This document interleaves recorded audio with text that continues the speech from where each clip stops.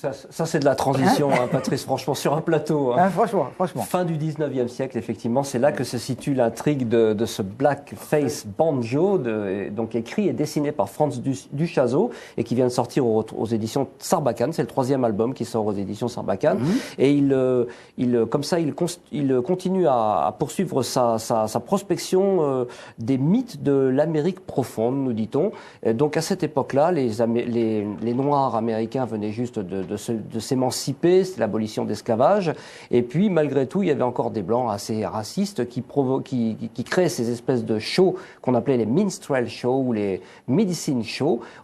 C'était des Blancs qui se maquillaient, ils se grimaient en noir. Et le but était de se moquer de la tronche des Noirs le plus possible. Alors, bon esprit. Hein. Donc voilà, ça c'était des spectacles itinérants. Et donc, c'est ce contexte que nous décrit Franz Duchazot dans cet album.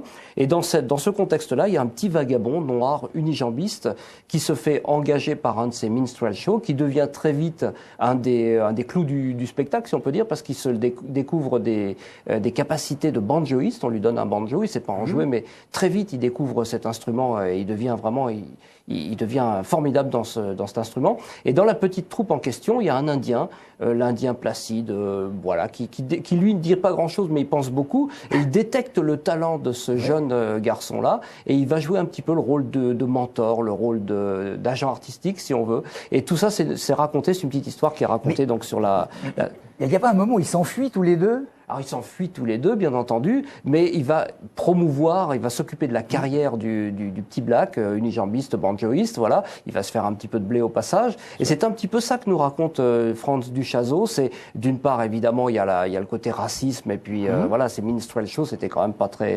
politiquement pas très correct. Et puis aussi, il y a l'ascension des musiciens qui souvent partaient de nulle part et arrivaient également nulle part, comme disait Coluche. Hein. Et effectivement, ils sortaient de la mouise la plus totale, ils avaient rien à part leur instrument, ils devenaient célèbres parce que quelqu'un les avait repérés, avait détecté leur talent, et puis ils avaient une trajectoire qui pouvait les amener véritablement à la célébrité. Et puis très vite, évidemment, ils claquaient tout leur argent, ils se grillaient les ailes sous les néons de la célébrité, et ils finissaient la plupart du temps dans la misère la plus totale. Donc voilà, il y en a eu d'autres, mais qui n'étaient pas noirs, Laurel Hardy. Oui, voilà, qui ont connu ce genre de trajectoire, mais c'est une fable qui vaut un petit peu pour l'ensemble du monde des artistes et pas seulement des musiciens. Sur le côté, le principe de la réalisation, c'est du noir et blanc. Il y a pratiquement pas sans faire de mauvais jeu de mots, il y a pratiquement pas de texte, très peu de texte, donc une allusion au film burlesque. Le petit personnage du Black en question, il ressemble un petit peu à Charlie Chaplin, et j'ai posé la question à Franz Duchazot, il m'a dit oui, c'est ça, c'est un de ses modèles. Et alors donc c'est vraiment, il y a aussi des allusions à Crazy Cat, vous savez, cette bande dessinée de Herriman dans les années 30, ou peut-être même un petit peu avant. Et donc cette économie de texte qui rappelle un petit peu l'improvisation de jazz, on se laisse guider par l'histoire et par le personnage, et lui-même ne savait pas très bien où ça allait terminer. Il me l'a dit, ça également. Donc il y a un côté un peu jazzistique, un petit peu improvisation sur ce thème. Et c'est vraiment, franchement, très bien réalisé. C'est Blackface Banjo, Franz Duchazot, aux éditions Sarbacane. Merci Bob.